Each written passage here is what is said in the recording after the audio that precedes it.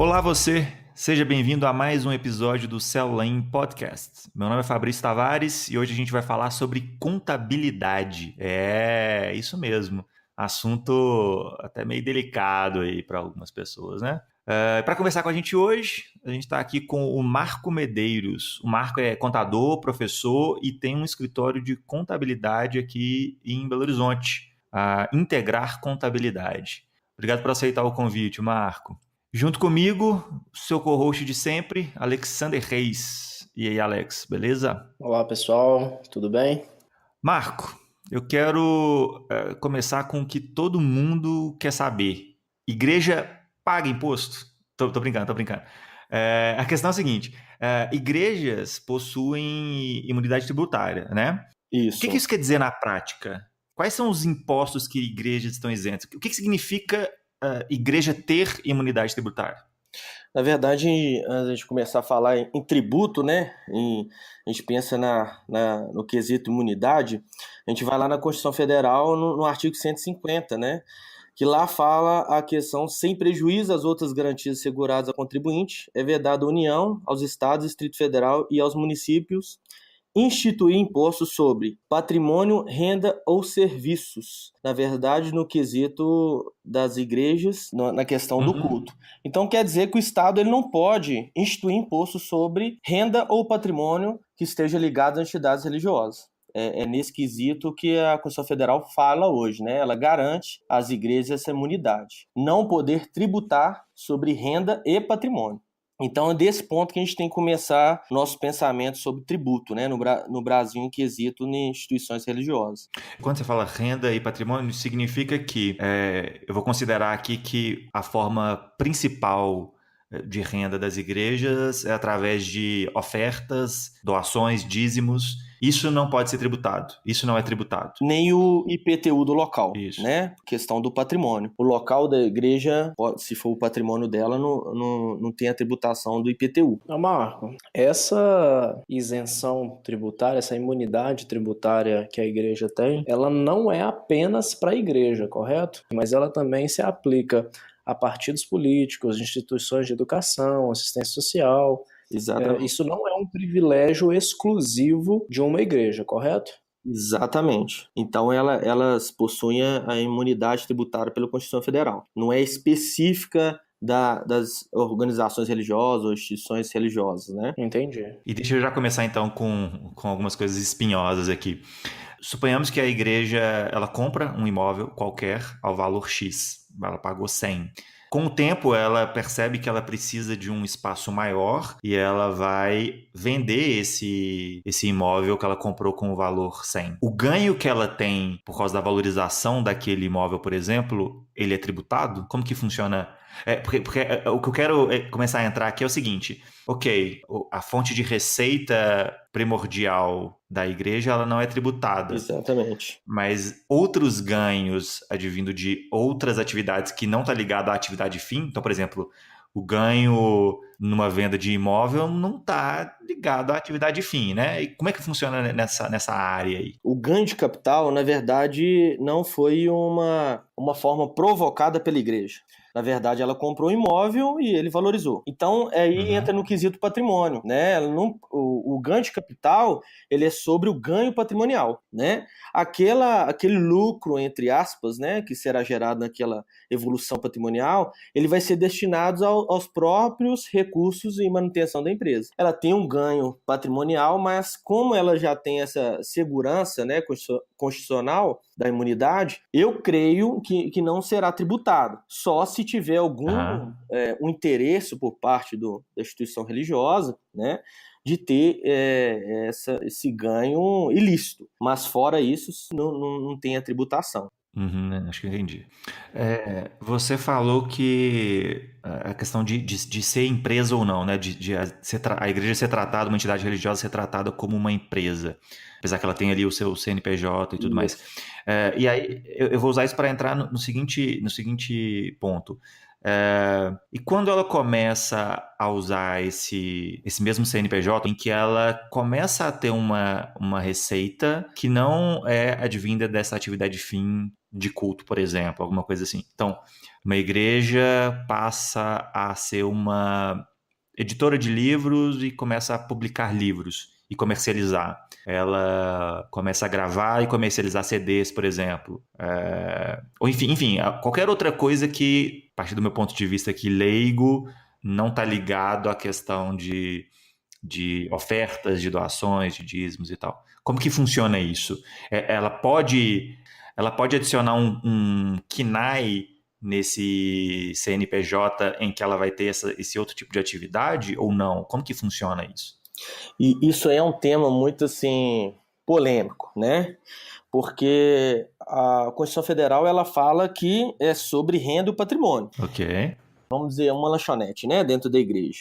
Uhum. Qual que é a intenção da igreja? Utilizar aquela renda para usar no próprio objetivo da atividade ou ela vai usar aquilo para algum projeto específico? Uhum. Então, assim, quem pode ou não averiguar, fiscalizar é o Ministério Público e a Receita Federal, né? Se ela entender se ali está passando em cima da Constituição Federal, né? Se aquela atividade está extrapolando, né, a parte legal. O que eu tenho visto é que, se tiver ligado à instituição religiosa nos objetivos da atividade, não está sendo tributado. O que a gente fala tributado são os tributos diretos, né, sobre renda e patrimônio. Quer dizer, na lanchonete você comprou um produto por X valores e está vendendo por Y valores. Ok. Se não tiver com o objetivo de ter um lucro ali excessivo, que a gente fala, né? Porque acaba tendo um lucro, mas esse lucro não é o objetivo dele, é só para a manutenção da atividade, é uma coisa. Agora, começou a vender, né, de uma forma exorbitante, aí eu creio que chama atenção, né, do Ministério Público da Receita Federal para verificar se realmente aquela atividade está sendo aplicada dentro da igreja, aqueles recursos, né? Uhum. Então, assim, é muito polêmico isso, porque quando a gente fala de receita, a gente fala que é renda, mesmo não sendo vindo por doações, né? Uhum. No meu entendimento, aquilo ainda tem o quesito imunidade. O que não vai ter imunidade, por exemplo, é sobre a compra da mercadoria que for vendida dentro da igreja. Porque ali é um tributo indireto, é um tributo sobre circulação, então aquele tributo embutido a igreja vai pagar normalmente. Mas sobre a venda, se tiver dentro das atividades da igreja, eu creio que não tem problema nenhum. Se o município liberar o alvará de funcionamento dentro daquela igreja, o Estado liberar uma inscrição estadual para ter aquela operação, não tem nenhum problema. Marco, você comentou aí sobre essa questão da tributação, por exemplo, de uma lanchonete que tem dentro da igreja, ou ali da comercialização dos sermões que o pastor tem os seus rascunhos em formato de livros e que isso, no seu entendimento, não seria tributado, né? Mas na prática, isso vai depender da interpretação do órgão fiscalizador, correto? Correto. Ok. Então, pensando assim, em extrapolar o ponto de vista legal, pensando mais na questão de imagem da igreja perante a sociedade, perante a sua comunidade, você quebraria essa possibilidade de uma interpretação futura, você ter um segundo CNPJ para atividade comercial, por exemplo, de lanchonete, ou de editora de livro, ou de gravadora de musical, para que isso fique completamente isento de uma possível interpretação errada do órgão fiscalizador? Totalmente dissociado, né? A ideia seria dissociar a igreja ali, a entidade, com uma atividade tradicionalmente entendida, executada por uma empresa, né? É isso mesmo, né? Exato, exatamente. Na verdade, assim, isso é muito complexo porque, na verdade, quando você abre uma empresa, você faz um estatuto. E ali nesse estatuto você faz uma assembleia, chama as pessoas que vão participar dessa assembleia, quem vai ser o diretor, o presidente, etc. E dentro desse estatuto você vai colocando as atividades que a empresa vai fazer. E aí você abre o CNPJ. Dentro do CNPJ pode ser que coloque uma atividade de comércio, né? Uhum. Então a igreja acaba comprando os recursos com o nome dela, mesmo às vezes sem inscrição estadual, e acaba revendendo, né? Às vezes faz uma feirinha, né? Às vezes tem uma própria lanchonete lá dentro, mas não tem uma característica de ganhar lucro ou nem de comercializar. É mesmo para manutenção. Então, tudo vai depender desse ponto. Aquela atividade a gente faz para qual uso dela? O fornecimento de alimentação é porque não tem um restaurante perto, a gente precisa colocar dentro da igreja um restaurante, ou na verdade a gente quer trazer um recurso a mais para a igreja, para a manutenção da atividade, sendo que a igreja às vezes paga um aluguel, né? Entendi. Tem que ver qual que é esse objetivo final. Por isso que é importante a contabilidade, né, e a materialidade disso. Se eu demonstrar que minha igreja está com recursos além do necessário e ainda está fazendo essas atividades, o fisco ele não pode vir ainda impor, né, a tributação. Mas ele, por algum momento, ele pode tributar alguma atividade que ele entender que está sendo de forma ilícita. Uhum. Normalmente ele vai entender, não, que a lanchonete está fazendo para fornecimento de alimentação ali para os próprios usuários da igreja, né? Os próprios fiéis ali da igreja. Então, como tem essa imunidade, a gente tem que associar a atividade final, né? Na verdade, aquele livro, ele é para fomentar o ensino, né? Para fazer algo que tenha ligação com a atividade religiosa.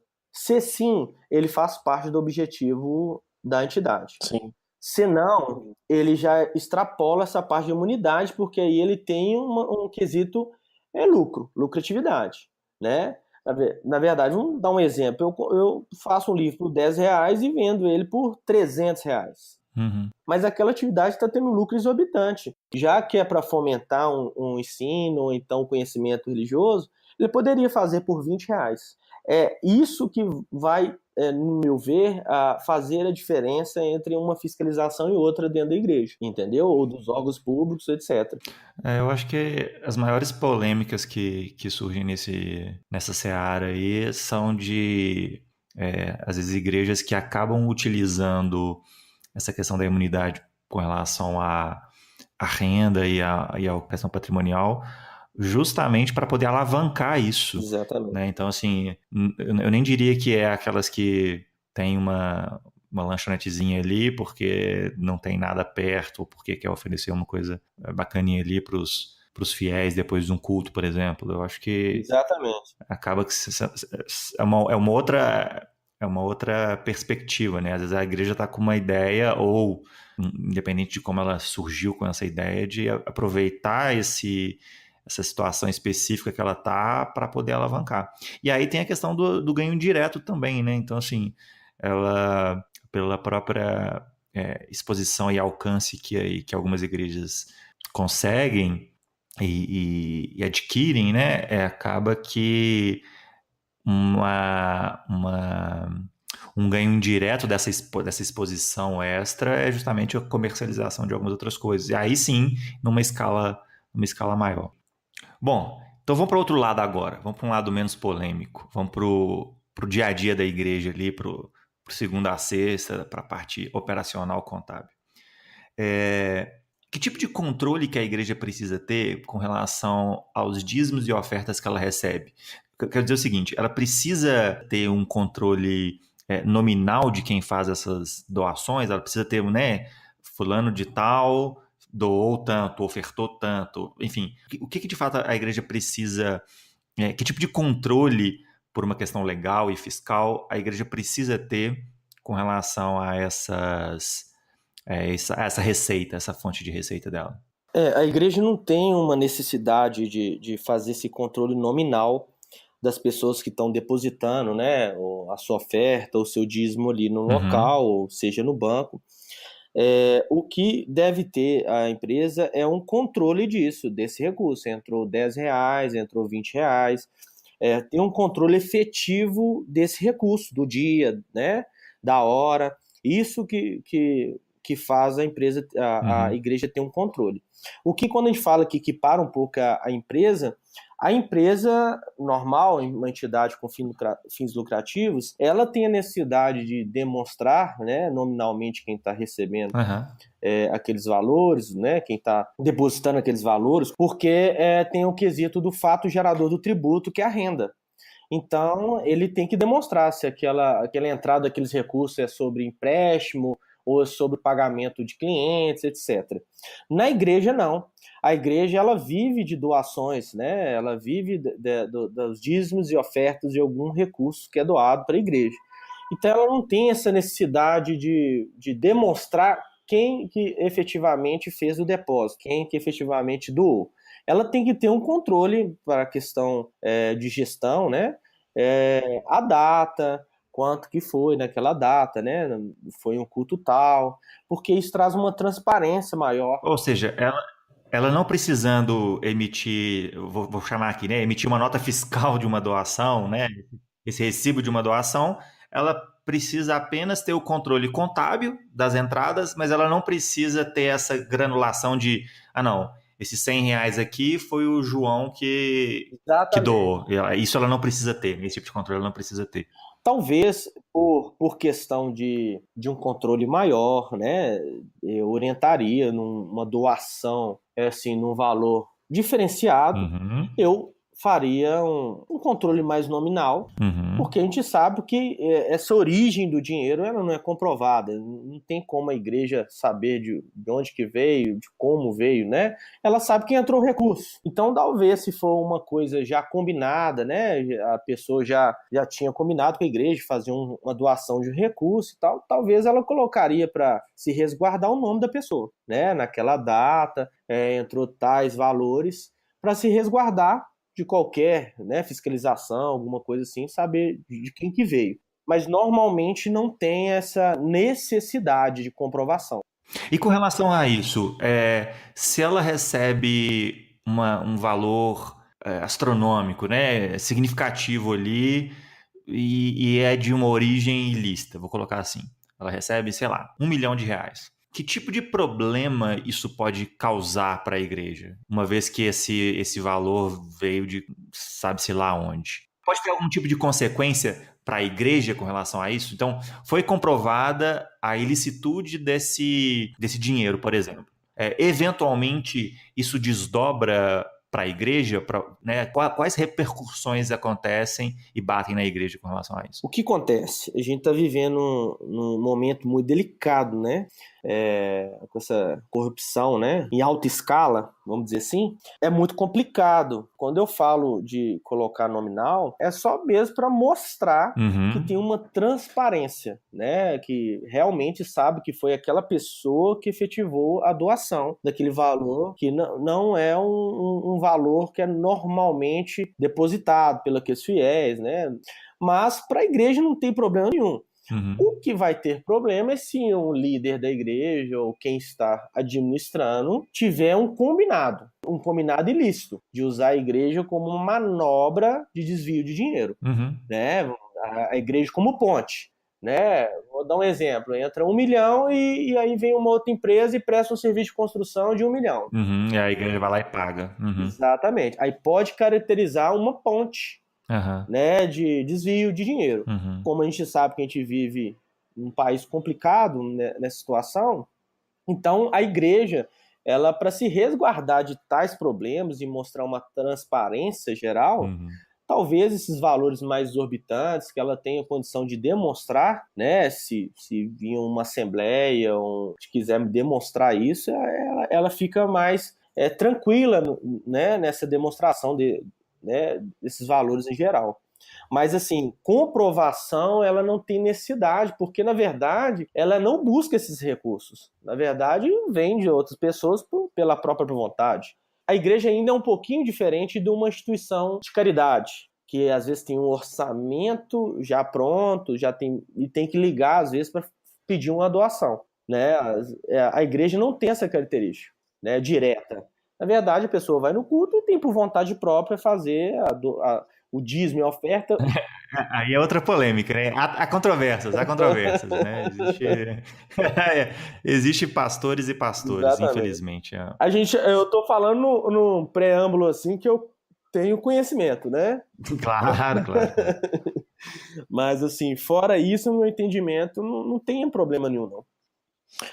Ô Marco, você tocou no ponto de corrupção aí, e ano passado teve uma situação bem peculiar exatamente sobre esse ponto. Um pastor começou a ser investigado pela Lava Jato porque recebeu uma doação pessoal de 100 mil reais que um investigado da Lava Jato ofertou. Pelo que eu entendi, foi para o pastor, não necessariamente para a igreja. Me parece, até onde eu sei, que ele conseguiu comprovar que aquilo ali foi uma doação que ele recebeu e não se tratou de realmente propina ou algo parecido. Nessa situação onde essa oferta, essa doação que um fiel faz a um pastor e não necessariamente a igreja, porque a igreja ela tem um CNPJ, por trás do CNPJ tem uma pessoa física, ok, e se a doação é para a igreja, ela tem a isenção tributária, mas e quando a oferta é para o pastor, para o líder religioso daquela instituição? Isso é complicado porque o entendimento da oferta, que a oferta é dada pela atividade do pastor junto à igreja, né? E aí, se essa oferta, esses valores entrarem dentro do caixa, vamos dizer assim, da empresa, e esse caixa sair esse recurso para o pastor, fica mais transparente, né, essa visão de oferta, né? Ofertou para a igreja com a intenção de dar para o pastor. Aí a igreja realmente tem que demonstrar e na verdade, ela, de alguma forma, justificar se tiver, né, no caso, no processo judicial, etc. Agora, quando é de uma pessoa física para outra pessoa física, independente se ela participa de qualquer comitê da igreja, a igreja não tem nenhum problema com isso. Ela não tem nada a ver com isso, né? Na verdade, é a vontade dos dois, vai ser tributado se tiver alguma ação de doação ali, aí existe uma tributação, porque não entra na questão de imunidade religiosa, né? Se transitou pela igreja, vai ter imunidade. Se não transitou dentro da igreja, aí é uma ligação direta, cabe o fisco ou não tributar, ou no processo judicial reconhecer ou não. Mas a igreja, por si só, ela não tem nada a ver com esse recurso. Uhum. Ela pode até entrar como comprovação, sabendo que ela tem conhecimento, mas assim, como não transitou dentro desse CNPJ, ou não tem nenhuma comprovação, só se tiver uma comprovação lá que entrou, o cheque entrou no caixa para a empresa passou para o pastor. É complexo, né? Quando se fala em entidade religiosa, é muito complicado, né? Porque se fosse uma empresa, eu já tinha uma empresa com fins lucrativos, a gente já tem características próprias, a gente já consegue falar o que é certo ou errado. Quando se fala em entidade religiosa ou uma entidade sem fins lucrativos, a gente tem que pensar sempre no princípio da transparência. Uhum. Né? Transitou dentro da empresa, sem fins lucrativos, né? Entidades sem fins lucrativos, o que foi feito com esse dinheiro? Né? Agora, o que transitou fora da entidade religiosa não cabe mais à igreja justificar. Entendi. Entendeu? Neste caso aí, eu creio que a entidade religiosa não tem nenhum problema. Marco, deixa eu te perguntar então, quais erros uma igreja não pode cometer, primeiro, para que ela não entre em problemas, para que ela não perca esse, eu vou chamar de benefício aqui, né, essa questão da imunidade e tal. São erros que a igreja não pode cometer contabilmente. O que ela precisa manter ali em ordem e tal? Vou voltar a uma analogia à empresa, tá? Com fins lucrativos. Uhum. Uma empresa com fins lucrativos, ela faz a contabilidade, primeiro que ela é obrigada pelo Código Civil a ter uma contabilidade. Na igreja, como é uma entidade sem fins lucrativos, a ideia da escrituração contábil Primeiro, uma gestão eficaz e uma transparência, que eu acho que é a coisa mais importante, porque aquele dinheiro é o dinheiro de todas as pessoas que estão ali, né? Não é um dinheiro que eu possa administrar da forma que eu quiser. Como, às vezes, o dinheiro é recebido de uma forma mais fácil, vamos dizer assim, sem tributação, mais limpa, então o que vai fazer diferença nessa entidade, né, religiosa é ter essa escrituração realmente, materialidade da escrituração. Na verdade, entrou recurso naquele mês, eu quantificar quanto que entrou de recurso. O que saiu, eu tenho um documento hábil para comprovar. Porque se saiu algum recurso, algum dinheiro, tem que ter uma prova, documentação. Uma nota fiscal, um recibo, alguma coisa que realmente demonstra que aquele dinheiro foi empregado na própria atividade. É isso que são os maiores erros, porque às vezes algumas igrejas não têm ou condição de ter uma escrituração, um contador, né? Às vezes uma igreja pequena, mas ela tem condição de ter uma organização, né? De controlar ali um dinheiro, saiu, tem que ter uma nota fiscal, saiu, tem que ter um recibo. Eu acho que a importância maior é na saída do dinheiro, não na entrada. Eu acho que a entrada é mesmo para quantificar, ok? Entrou aqueles valores, né? Tem que comprovar, entrou para o banco, às vezes pelo caixa é complicado, né? Você passa a sua colinha de oferta, ali é questão de fé e comprovação, entrou tanto, né? Mas a saída e o emprego é importante, porque ali na saída, no documento e na escrituração, você vai falar e você vai demonstrar e você vai trazer uma transparência maior para aquela comunidade, né? Para onde que foi aquele recurso? Foi destinado para quê? Eu acho que é aí que há a importância da contabilidade. E como fonte de gestão, né? Porque a contabilidade é um sistema de formação, né, gerencial para tomar decisão. Às vezes a igreja ela não tem recurso para um tal projeto, né? Ou então ela pega médias passadas de dízimos, de ofertas, e ela consegue criar alguns projetos, seja expansão da igreja, seja a ajuda comunitária. Então, através daqueles valores, tanto na transparência como na questão de gestão, é uma ferramenta importante, né, para aqueles dirigentes ter uma tomada de decisão eficaz, né? Não fazer apenas por questões só de fé, né? Só de acreditar que vai acontecer, mas sim de um dado estatístico mesmo para ela apontar um futuro para a igreja. Então, para trabalhar com a arrecadação, você diria que ela deveria agir como uma empresa e não somente como uma entidade religiosa, ou seja, agir com boas práticas gerenciais, com boas práticas contábeis, talvez, né, com um escritório, trabalhando com um escritório de contabilidade, às vezes não com uma pessoa só ali, né, esse tipo de coisa, para ele tomar esse cuidado, né? Exatamente, ela tem que ter, na verdade eu falo que a igreja ela tem que ser mais bem administrada que uma própria empresa, porque aqueles recursos, né, aquele patrimônio que é gerado pela igreja, ele é para se empregar dentro da igreja. Então, assim, como um empresário, aí ele, na verdade, ele vai fazer com os recursos dele, aí é problema específico dele. Se ele tiver algum erro de gestão, ou, na verdade, quem vai sofrer as consequências é o próprio empresário. Agora, na questão da igreja, não. A igreja, se ela for mal administrada, quem sofre é toda aquela comunidade, né?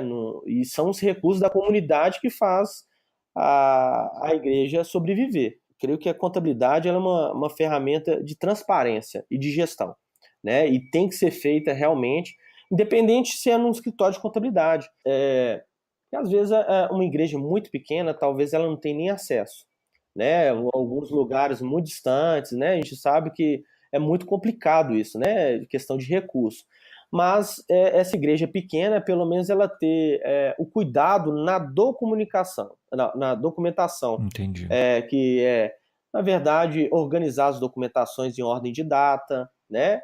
O que saiu de dinheiro realmente ter uma comprovação, colar lá o recibinho no papel A4 que seja, para uma futura apresentação ou uma auditoria que for feita, né? Para verificar se realmente está sendo feito de uma forma eficaz aquela gestão, tem todos os documentos, né, de acordo com o livro de entrada e saída.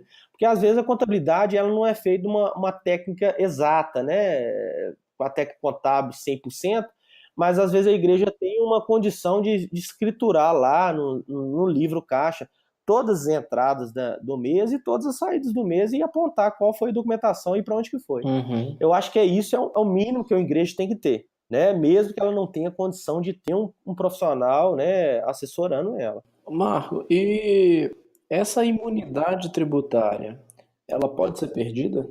Isso é muito complicado, cara. Só vai perder ela se realmente for comprovado o desvio, né, de finalidade. Se realmente, no caso, né, de uma corrupção, verificar que aquela igreja, na verdade, é só a gente chama de ilusão tributária, né?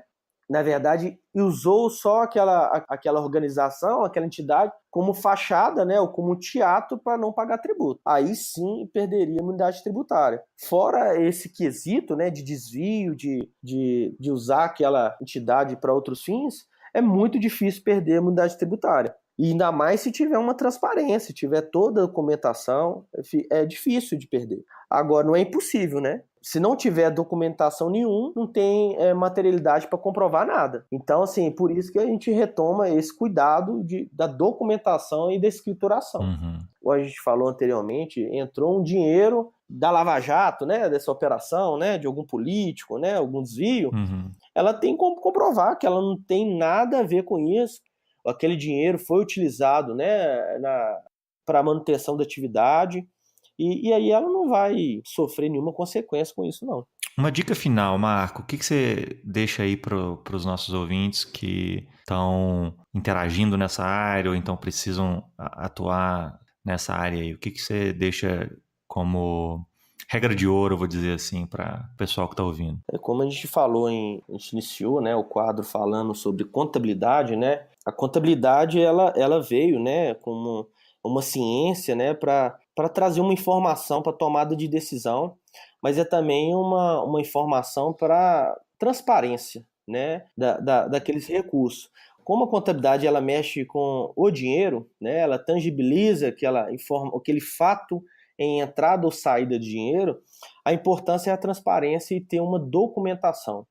Às vezes, só ter boa fé não adianta.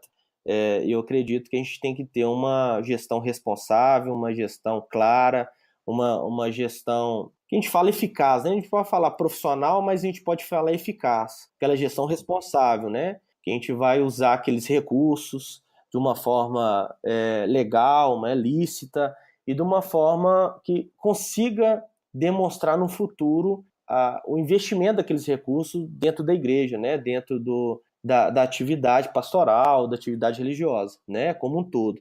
Então, o que eu deixo a dica, né, para os diretores, dirigentes, é tomar muito cuidado com a questão financeira, porque hoje é uma coisa muito fácil, né, de ser desviada, né, de ser acusada, de trazer uma polêmica muito grande, é a questão do dinheiro, por não ter essa tributação mesmo, por ter essa imunidade tributária. Então, quanto mais transparência e quanto mais a igreja tiver de documentação para demonstrar, caso seja apontado alguma, né, irregularidade, alguma coisa assim, ela fica mais tranquila. E a própria comunidade, ela também aceita mais aquela igreja que tem uma transparência maior, que publica, na verdade, os demonstrativos contábeis, ou, na verdade, a prestação de conta, que é um demonstrativo, né, das entradas, da saída, o que foi investido, né, na igreja, né, na atividade da igreja como um todo, e aí traz uma transparência como um todo. Eu acho que a importância da contabilidade hoje para a atividade religiosa é isso, né, trazer essa transparência e essa gestão eficaz, né. O princípio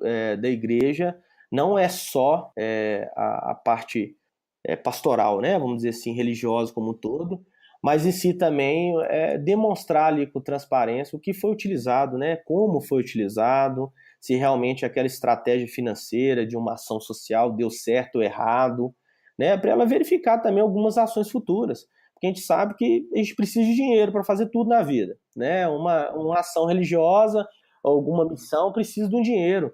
Então, às vezes, fez um orçamento que realmente não deu certo. Então, a contabilidade ela vai mostrar também se aquela estratégia ou aquela gestão foi feita de uma forma correta ou eficaz, ou teve um planejamento correto ou não. E eu acho que é nesse sentido que é a importância, né, desses demonstrativos e dessas documentações. Ok. Ótimo, perfeito, excelente. Marco, muito obrigado por ter aberto um espaçozinho na sua agenda aí para bater esse papo com a gente. Tenho certeza que, pelo menos para mim, adicionou muito, assim, muito legal, muito bacana. A honra é toda minha, sempre que precisarem, pode contar. Eu fico muito feliz em falar com vocês aí. Ótimo. Gente, um abraço e até o nosso próximo episódio. Tchau, tchau.